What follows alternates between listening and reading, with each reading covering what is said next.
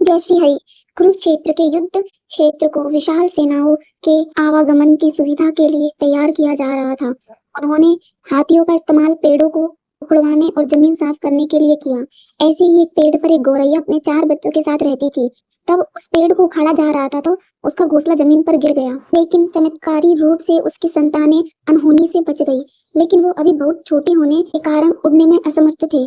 कमजोर और भयभीत गौरैया मदद के लिए इधर उधर देखती रही। तभी उसने कृष्ण को अर्जुन के साथ वहां आते देखा। वे युद्ध के मैदान की जांच करने और युद्ध की शुरुआत से पहले जीतने की रणनीति तैयार करने के लिए वहां गए थे। उसने कृष्ण के रथ तक पहुंचने के लिए अपने छोटे पंख फड़फड़ाए और किसी प्रकार श्री कृष्ण के पास पहुंच गई। हे कृष्ण, कृपा मेरे बच्चों को बचाए, क्योंकि लड़ाई शुरू होने पर कल उन्हें कुचल दिया जाएगा। सर्वव्यापी भगवान बोले, मैं तुम्हारी बात सुन रहा हूँ, लेकिन मैं प्रकृति के कानून में हस्तक्षेप नहीं कर सकता।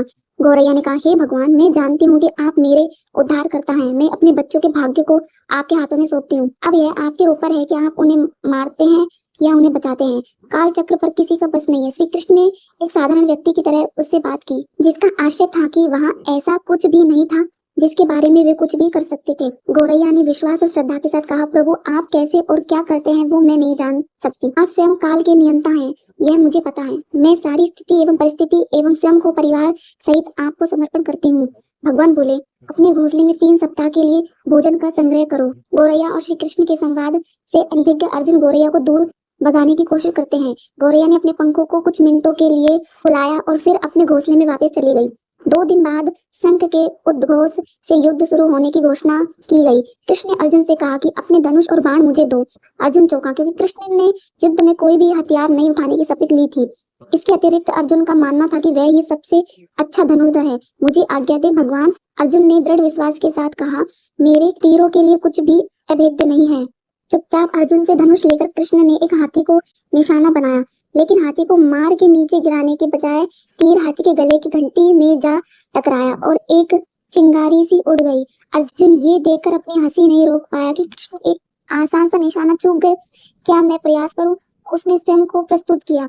उसकी प्रतिक्रिया को नजरअंदाज करते हुए कृष्ण ने उन्हें धनुष वापस दिया और कहा कि कोई और कार्रवाई आवश्यक नहीं है। लेकिन केशव, आपने हाथी को क्यों तीर मारा? अर्जुन ने पूछा। क्योंकि इस हाथी ने उस गौरैया के आश्रय उसके घोंसले को, जो कि एक पेड़ पर था, उसको गिरा दिया था। कौन सी गौरैया? अर्जुन ने पूछा। इसके अतिरिक्त हाथी तो अभी स्वस्थ और जीवित है, केवल घंटी टूट कर गिरी है।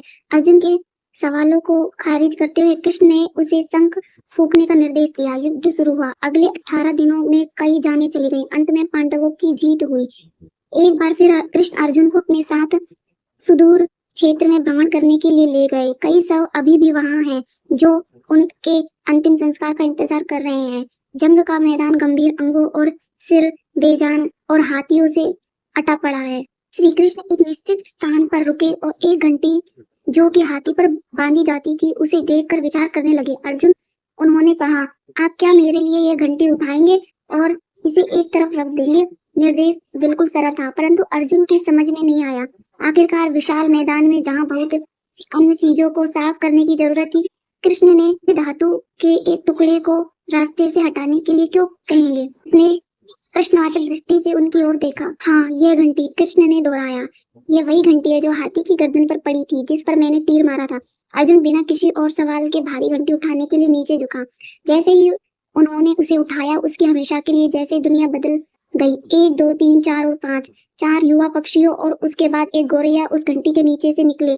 बाहर निकल के माँ और छोटे पक्षी कृष्ण के इर्द गिर्द मंडराने लगे एवं बड़े आनंद से उनकी परिक्रमा करने लगे।